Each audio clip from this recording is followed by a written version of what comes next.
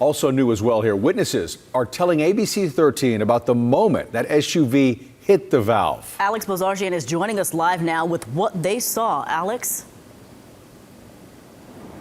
The couple described what they saw as surreal, almost as if it was happening in slow motion. They say the white SUV caught their eye and not long after veered out of control. Investigators believe it was that crash that caused this fire. That fire still burning strongly tonight.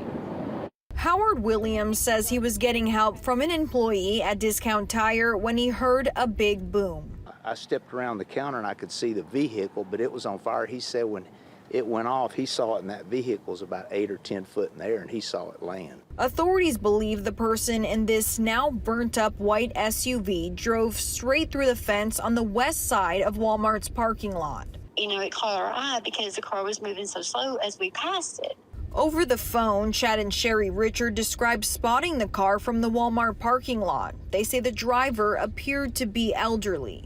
All I can remember is seeing she was wearing glasses, and we just kind of like circled around to get in a parking spot.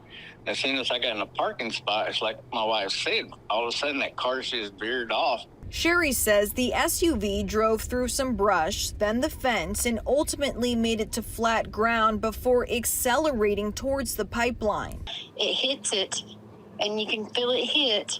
The car goes up in the air and back down, and then once it hits the ground, it's a boom, and then there's gas, there's fire everywhere.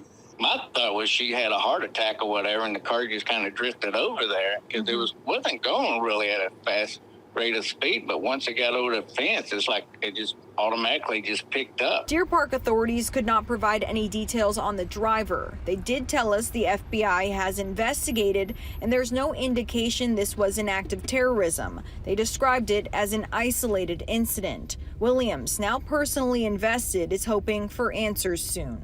I'm sure they're not okay, but I'm just curious to see after just hear what really happened.